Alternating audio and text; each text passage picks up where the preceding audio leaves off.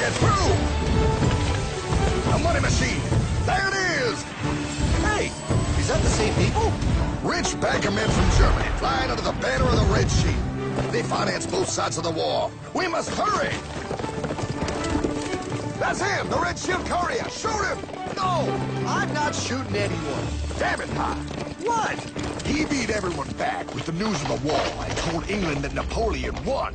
The Red Shield bankers in London pretended that England was doomed and started selling their English stocks. The English went into a selling frenzy to get rid of worthless English money. But the English won, right? Of course they won, but it was a trick by Red Shield. They waited until the stocks plummeted to pennies and then bought England back for nearly nothing. What? They did that? How? When the English leaders found out, they had no choice but to give themselves over to the Red Shield. Their money was gone, and they were slaves to the Red Shield war debt. Since that time, the English have been paying their national taxes directly to the Red Shield private bankers. The people have no idea. But the bankers bragged about what they did to us, laughing at us all the way to the bank. Why, it's the best business I've ever done. If I can control a nation's wealth, I care not who makes its laws. Oh, is this what Jefferson wanted to show me? No, High. Look. They're in America, too? The Red Shield banks are here, High. Seeking a way to conquer our American dream. The dream you have, High. The dream of free men. They tried to take over our country many times and failed because Jefferson and the Patriots vowed to stop the evil tyrants at all costs. By authority of eternal God, he would not let the bankers win again. To preserve our independence, we must not let our rulers load us with perpetual debt. We must make our choice between economy and liberty or profusion and servitude. Wow. I place economy among the first and most important of Republican virtues, and public debt is the greatest of the dangers to be feared. It is incumbent on every generation to pay its own debts as it goes. We must have a central bank to secure this country's finances! If the American people ever allow private banks to control the issue of their money, first by inflation and then by deflation, the banks and corporations that will grow up around them will deprive the people of their property until their children will wake up homeless on the very continent their fathers conquered. Jefferson, you're mad! This country will have a central bank! Who's that? America's first Secretary of Treasury. Alexander Hamilton?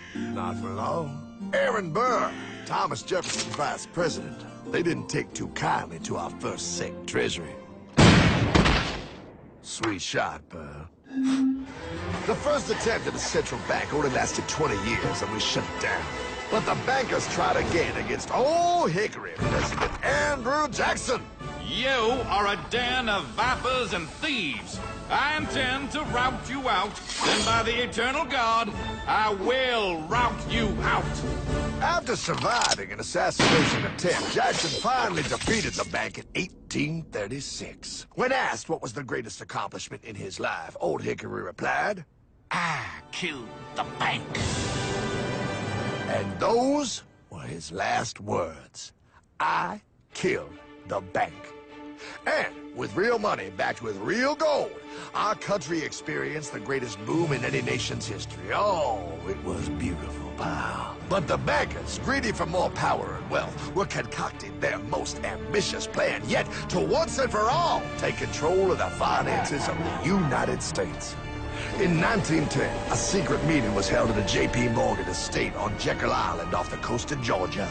This meeting was so secretive, so concealed from government and public knowledge that the 10 attendees used code names. I am clearly the richest man, so I should be the one to run the super-secret central bank. I own all the oil in America. I'm clearly richer than you will ever be, hula girl. I should run the super-secret central bank. You're nothing compared to me, lube job. I shall run the secret bank. Silence! Supreme Master Leader, I didn't know you were gonna be here. I'm not. Neither are you, dumbass. Oh, yeah, right. He's so smart. None of you shall run the bank. We have failed in the past because of openness. This time, the key to success is secrecy. The people must believe that they run the bank. Yes, brilliant! A sneak attack. What's the plan? We first create panic, then we show them the solution. With our man in office and well-planned timing, we will have our central bank. And so the people think it is theirs. We shall christen it Federal. The Federal Reserve.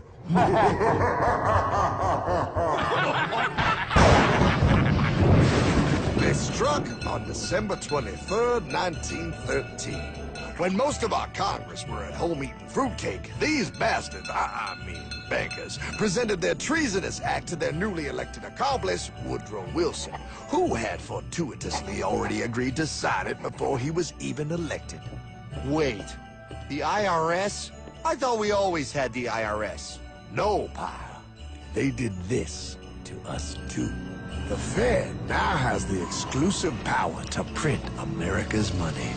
They loan this money to our banks and our government at interest, putting immediate debt on our own money, printing more and more, so each dollar they print becomes worth less than the one before.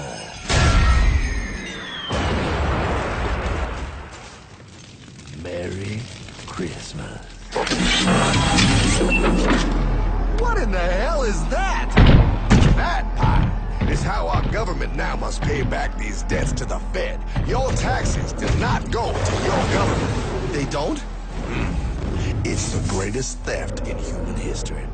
But, oh, okay, I mean, I sort of get what you're saying, but it's all so confusing. And really, Hardman, I don't see how it affects me at all. If I had more money, none of this would have happened.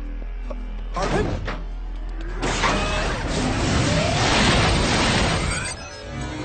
1955? Wow, what are we doing here? Oh, a little bit of shopping. Here, hold this. Gallon of gas, 23 cents. Postage stamp, 3 cents. Ounce of gold, $35. Hot baby. Priceless. Best be getting back. Hey, Hardman! I need my car, man! Oh, was that Michael J? Yeah, he'll be fine. Now, pal, would you agree that you have the same exact things you had in 1955? Yeah, 1 stamp, 1 gallon of gas, 1 ounce of gold, and 1 home. Wow, we just made a lot of money. Gotta pay your taxes. Bet it's nice to have made all that money. Wait, that isn't fair. Now I actually have less money. I can't even go buy the things I just sold. The IRS and the Fed's inflation work together, pal. They aren't just taxing gain, they are taxing their inflation. You are no richer than you were in 1955. Now, does that sound fair or American to you? Yeah, but I mean, who doesn't hate taxes? I hate the IRS anyway. Pal, the higher they make the inflation, the more your money they take. It's thievery. You're not paying taxes on any more. You are paying taxes on the same. And now, you have less. They take our property away right in front of our eyes, just like Thomas Jefferson said they would. What's that? Oh, they found us! Quick, my sword! What sword? We don't need your banking machine! I'll condemn you to die, damn it! Die!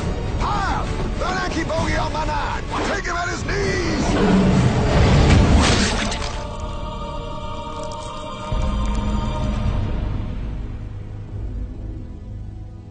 For we are opposed around the world by a monolithic and ruthless conspiracy that relies primarily on covert means for expanding its sphere of influence. What's happening? Where am I? I believe perhaps you understand now, pal, but you are afraid. JFK. Hardman, what does this have to do with my house and my dog? Oh, okay, that's enough. I want to go home now. This is the last president to stand up to the Fed. You must see. On June 4, 1963, President Kennedy signed Executive Order 11110. This executive order empowered the U.S. Treasury to issue real money without the Fed. It would have worked. Kennedy's plan to dismantle the Federal Reserve machine had begun. But 6 months later, John F. Kennedy went to Dallas and never returned. No way. No way they could do that. The new president, Lyndon Johnson, threw out Kennedy's order. And since JFK, no president has dared confront the secret powers behind the Federal Reserve.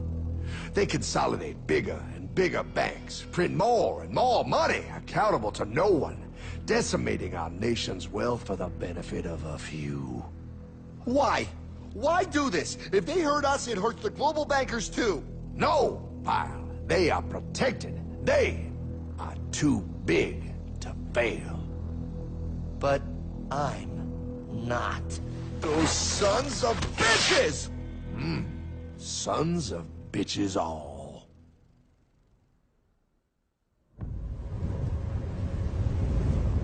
The day was cold.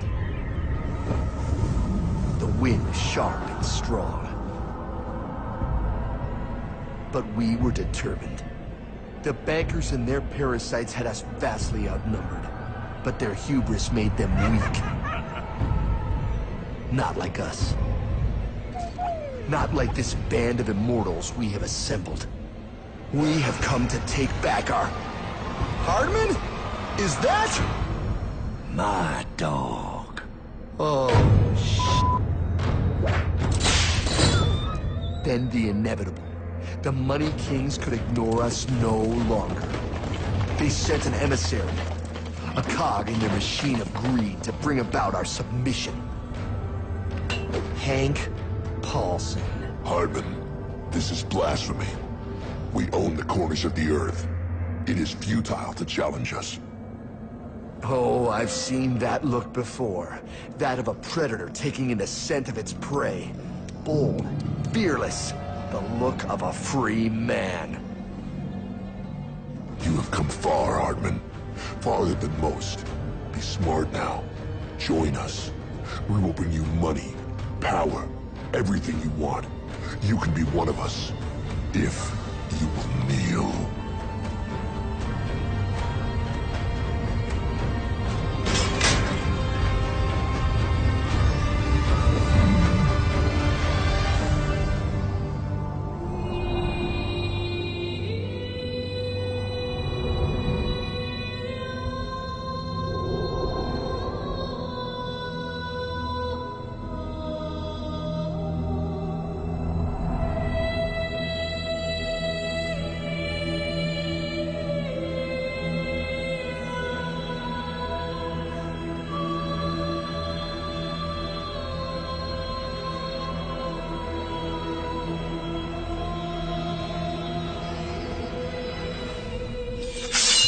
Madman.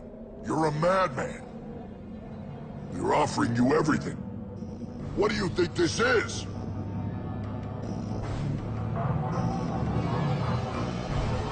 This is America!